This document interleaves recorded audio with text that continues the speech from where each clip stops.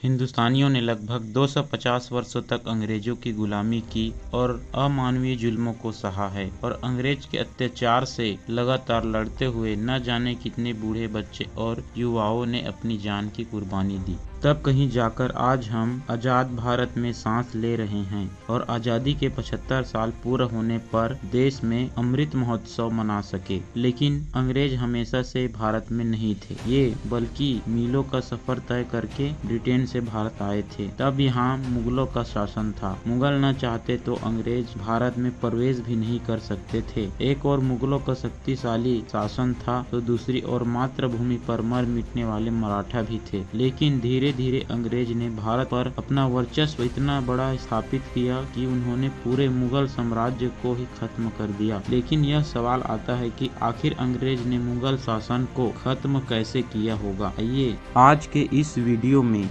इसके बारे में आपको विस्तार से बताते हैं। इतिहास के एक और नए अध्याय को। इतिहास बताता है कि 16वीं सदी के अंत में भारत इतना संपन्न था कि पूरी दुनिया में जितना उत्पादन होता था उसका लगभग 25% हिस्सा केवल भारत में ही उगता था और यही वजह थी कि भारत उस समय सोने की चिड़िया कहलाता था और पूरी दुनिया की नज़र इसी सोने की चिड़िया पर टिकी हुई थी। ऐसे में भला अंग्रेज कहाँ पीछे रहते। उसी समय हिंदुस्तान में दिल्ली पर सम्राट अकबर का राज था और ऐसा माना जाता है कि अकबर अपने दौर के सबसे ज़्यादा दौलतमंद बादशाह थे। लेकिन उसी समय ब्रिटेन में भी गृह युद्ध की स्थिति बन गई और उस समय महारानी एलिजाबेथ प्रथम के शासन काल में अधिकांश अर्थव्यवस्था कृषि पर ही निर्भर करती थी। अफसोस कि आपसी गृह युद्ध के चलते ब्रिटेन का वैश्विक स्तर पर केवल 3 से 4% उत्पादन ही कर पा रहा था और इसी दौरान पुर्तगाल और स्पेन ब्रिटेन को पीछे छोड़कर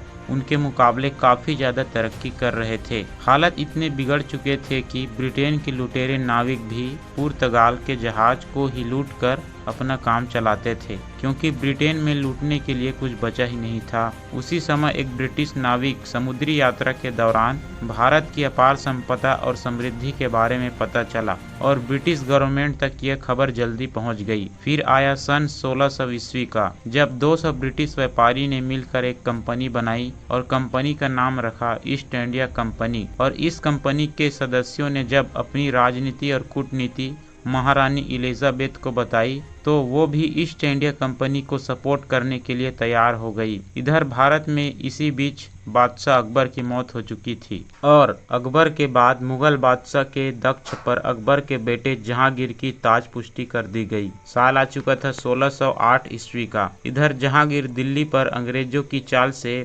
बेखबर हिंदुस्तान पर राज कर रहा था और उधर कैप्टन विलियम हॉकिंग समुद्री रास्ते से गुजरात के सूरत में अपने कुछ व्यापारी जहाज के साथ प्रवेश कर चुके थे और बस उनके आगमन के साथ ही भारत पर ऐसी काली छाया मंडराने लगी कि जिसने भारत को ऐसा काला इतिहास दिया जो सृष्टि के अंत तक भी नहीं भुलाया जा सकेगा। अंग्रेजों ने भारत में आते ही ईस्ट इंडिया कंपनी स्थापित करने की घोषणा कर दी और अपने इसी प्रस्ताव के साथ काफी बेशकीमती उपहार को लेकर कैप्टन विलियम हॉकिंग अपने कुछ साथियों के साथ जहांगीर के दरबार में पहुंचे। बादशाह जहांगीर उसे इस समय तो दर्ज और पुर्तगालियों के दबाव के कारण इस प्रस्ताव को ठुकरा देते हैं, पर अंग्रेज भी कहाँ पीछे रहने वाले थे। वे लगातार इस व्यापारिक समझौते के साथ नई नई नीतियां और प्रॉफिटेबल डील्स जोड़ते हुए बार बार जहांगीर के पास जाते रहे और अंततः कुछ समय बाद ही जहांगीर ने इस प्रस्ताव पर हस्ताक्षर करके अंग्रेजों को व्यापार करने की मंजूरी दे दी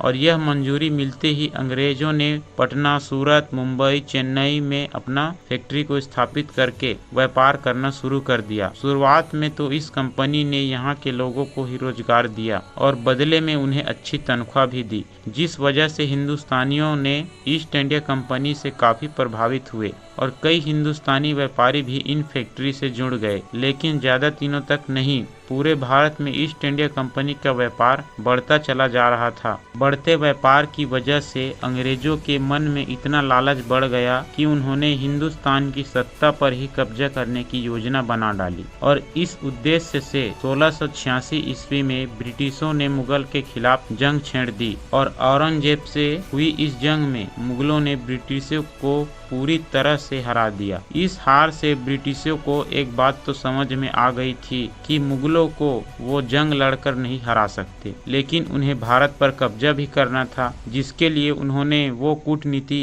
अपनाई जिसका फायदा वर्षों तक आज भी भारत के ध्रुत नेता उठाते हैं और राज करते हैं। वो कूटनीति थी डिवाइडेड बाय रूल, यानी कि आपस में फूट डालो और इन पर राज करो। जंग में हारने के बाद ब्रिटिशों ने औरंगजेब से माफी मांगते हुए ये वादा किया कि दोबारा ऐसी गलती कभी नहीं करेंगे, और औरंगजेब ने उन पर कुछ जुर्माना लगाते हुए उन्हें माफ कर दिया। औरंगजेब ने भी उन पर कुछ जुर्माना लगाते हुए माफ कर दिया और अपना व्यापार उसी तरह चालू रखने की आज्ञा भी दे दी। लेकिन मुगलों द्वारा ब्रिटिशों को माफ करना मुगलों के अंत का सबसे बड़ा जरिया बना, क्योंकि 1707 ईस्वी में औरंगजेब के मौत के बाद कई लोग सल्तनत पाने के लिए आपस में ही एक दूसरे से लड़ने लगे, और इसी लड़ाई के चलते एक समय ऐसा आया जब कुछ कमजोर शासक मुगल बादशाह बन गए, लेकिन जो कि मुगलों के साम्राज्य को व्यवस्थित ढंग से चला ही नहीं पाए। ये अनुभवहीन मुगल बादशाह रोज नए नए नियम बनाते और उन्हें बदलते रहते, और उनकी इसी बेवकूफियां के चलते अंग्रेजों को अपनी चाल चलने का मौका मिल गया। दरअसल 1717 में मुगल बादशाह ने अंग्रेजों को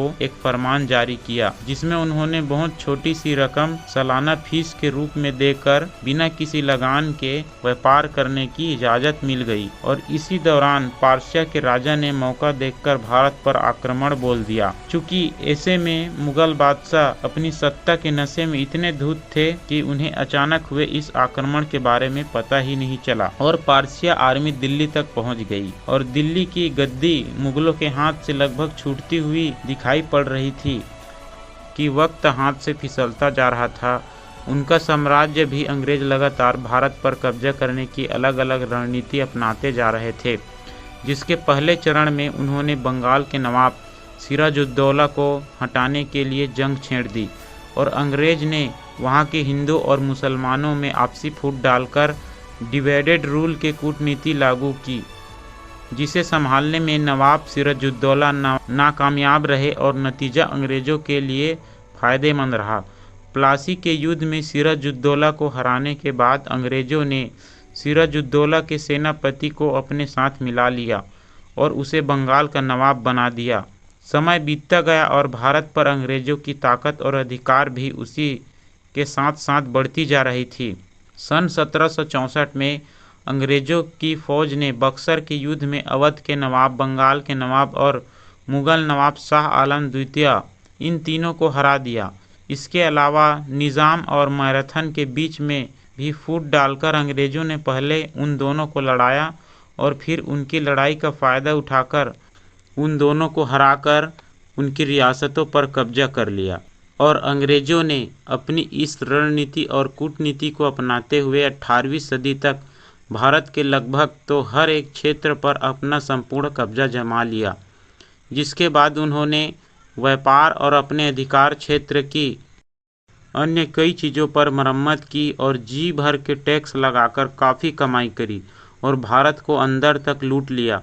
अंग्रेजों को अभी तक भारत में पूरी तरह से राज करने के लिए कुछ भारतीयों को भी अपने साथ शामिल कर लिया था।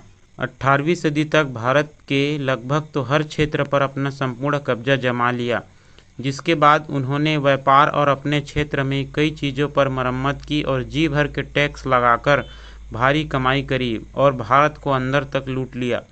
अंग्रेजों को अभी भारत में पूरी तरह से राज करने के लिए कुछ भारतीयों को भी अपने साथ शामिल करना था और उन्होंने उन बड़े जमींदारों को अपने साथ मिला लिया जिसने उन्हें आगे चलकर काफ़ी फ़ायदा हो सकता था।